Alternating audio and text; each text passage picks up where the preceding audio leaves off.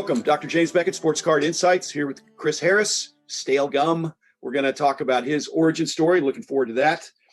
Thanks sponsors, Topps Panini and Upper Deck, Heritage Auctions, Huggins and Scott Auctions, Mike Stadium Sports Cards, Burbank Sports Cards, COMC.com, Beckett Media, Beckett Grading, Beckett Authentication. Now I think they want to be called Beckett Collectibles. So, Chris Harris, welcome to the show. Give us a couple minutes on your noteworthy hobby background, starting early and bringing us up to date, and we'll just interact about that because I'm looking forward to hearing your story. So thanks, Chris. For Sure. Everything starts among collectors when we were kids. I had cards when I was really young, but I never really got the collector's bug until one day in the mid-1980s. I was out running errands with my dad in downtown Newark, Delaware. And we're coming out of a bank, and right across the street, two things caught my eye. One was a bicycle shop, not just any bicycle shop, a BMX bicycle shop. And what kid living in the 80s? But then a split second later, I move over to my right a little bit, and I see this sign that says baseball cards. And right there, then I asked my dad not to go into the BMX bike shop, but to check out this baseball card shop. This sounds interesting. Fork in the road. And I go in, and this is the first time I'd ever been in a hobby shop in my life. That moment, it was packed with baseball cards and cards that I'd never seen before, cards that were a little different that I wasn't used to picking up at the local Wawa. From that moment, I was hooked. I would save up all my money, my Christmas money or my birthday money or my lawn mowing money, and ask my dad, take me to this card shop.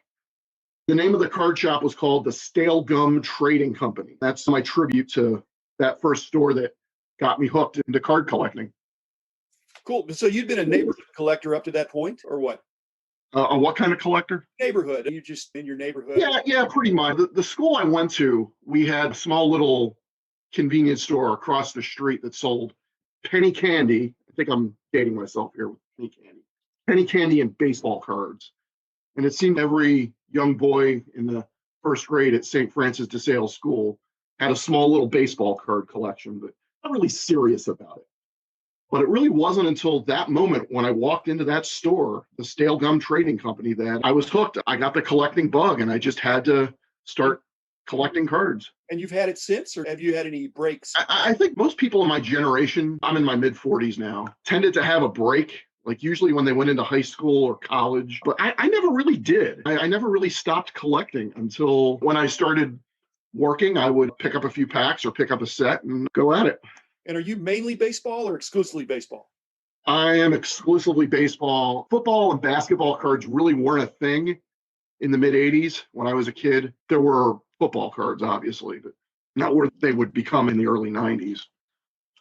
Okay, you're tracking with baseball cards, and that was a prolific era of production of cards, including some of what are considered junk wax items now, although I think that the wax is good, but they were heavily produced in some of those years. So how did you navigate that? Was that positive for you in that you just were able to get a lot more cards more cheaply, or were you looking for rarities? It was the 80s and 90s, and we really didn't know any better about the junk wax era. I don't think that term was even coined until years later. For me, it was just trying to accumulate as many cards as possible, preferably cheaply as possible, and just knocking off cards off of my want list. Okay, especially toward the beginning of your collecting, Topps was pretty dominant, but as you move into the 90s, there were many other companies in baseball as well as the other sports. So were you still Topps first or Topps only, or where did you fit in that? I was predominantly a Topps man. I think when I was a kid, this was right around the time when Donruss and Fleer both got into the game. But you had some kids that were Topps kids and some kids that were Fleer kids. We really didn't get that much Donruss in the area where I lived, but I was mostly a Topps kid back then. And it really wasn't until later that I started discovering a lot of the other Fleer and Donruss sets of that era.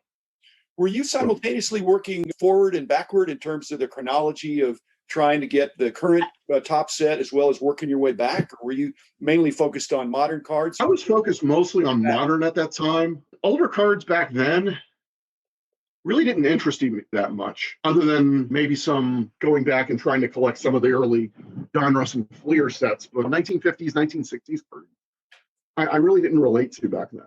So I wish that I did in retrospect. Yeah. Okay, so bring us closer to this. Now we're talking about the 80s and the 90s. What about in the 2000s and more recently? What's the level of your, because I think you're pretty seriously involved. Has it been a side gig all along, or what's vocationally, how's this fit into the rest of your life?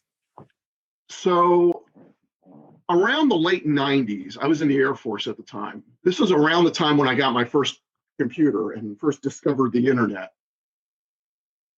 And I discovered this whole network of other collectors that I didn't even know before. One of the big things back then were news groups. And I actually think Beckett had its own news group server at the time. But one of them was something called RCCD, which was rec.collectors.cards.discuss. It was a news group that I guess was like the blowout forums of its time.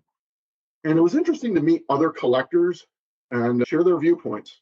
Was it more about sharing the relationship or sharing the information or getting the cards? Because when I talk to people, some are very relational, some are very, I just want the cards. And then some, I think you're a little bit like me, but there's a research component to it as well. So which of those? Yeah, it was discovering things that you didn't know before, discovering some kind of different variation that you didn't know existed, or some obscure test set that you didn't know. That was part of it. A lot of it was just the community of other collectors that were like me, that I really didn't even know were out there. And I think that's still the same thing today with things like social media. I've been introduced to people from all over America, even into Canada, that share my same interest as master set builders that I would have never known about. And I'm appreciative of that. Yeah, the master set thing is, and just for listeners that are not familiar, to really get after all the obscure variations and all these things, is they're number one, they're really hard to find. And number two, and they're scarce anyway in some cases, but there's not a lot of people chasing them. But the people that are chasing them are very avid, and you have to be a detective and communicating with other fellow collectors who are looking for those same things. There's different parts of the country where some of these things came out, and other places where you'd never find them. Especially nowadays with all the manufactured variations where you got to flip over the card and break out a magnifying glass and decipher a code on the back in order to figure out what you got.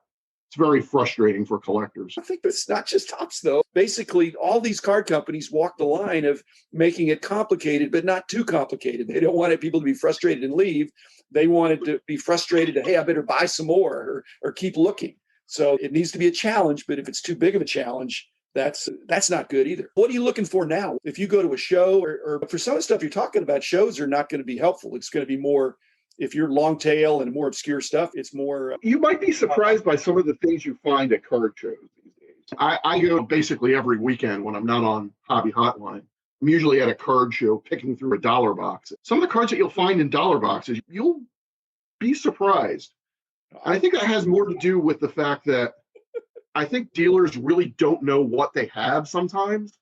Yeah. And they just throw it into the dollar box, like a $20 or $50 variation, or some case hit insert from 1997 that they've never seen before. Chris, I'm the only guy you're going to talk to, besides maybe Rich Klein, that is not surprised, because I actually look for that stuff too. When I find a good card in there, I'm not surprised. It's a eureka moment. I think, wow, this is a great card. But 9 out of 10 collectors are going to look right by that card because they don't realize it's the variation. It's the tougher version of it. So Rich knows, I know, Rob Barris knows, all the dealer knows that populated the dollar box or $5 box, whatever it is that this is a better card.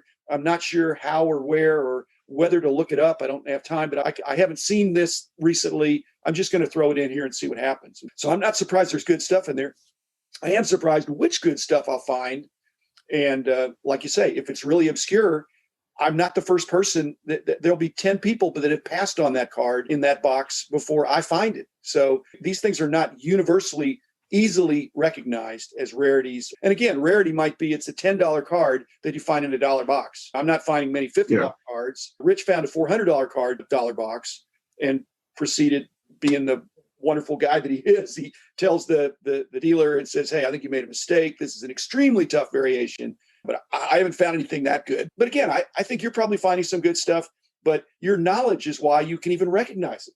You can't go through a dollar box and look up every card individually, or you won't get through the first row. Yeah. And sometimes it's not really even worth it either. It wouldn't be worth it if you come up with one out of a monster box. Then your time's worth more than that. But it's still fun to look at the cards. So yeah.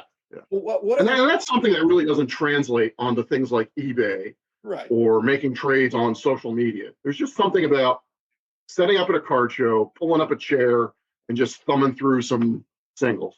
You are a kindred spirit. That is exactly what I think. I find it relaxing.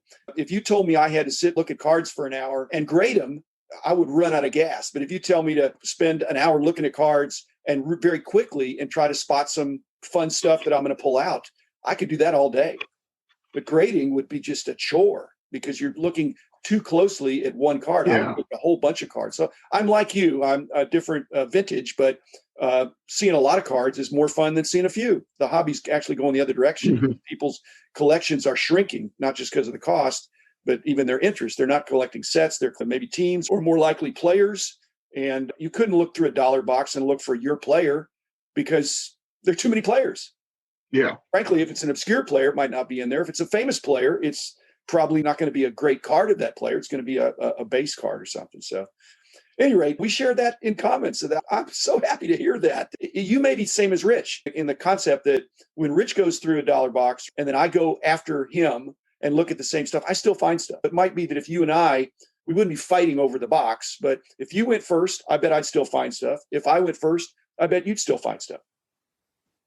Chris, thanks for sharing that. I'm excited to know that. I was going to say, I hope you don't come to the shows that I want you to get me stuff, but I think there's enough to go around. So I'll look forward to seeing you at the National or one of these shows. The Dallas shows are hitting it hard these days in case you're around here. But anyway, Chris Harris, Stale Gum, thanks for coming on. Thanks for sharing your origin story. We'll be back again tomorrow with another episode.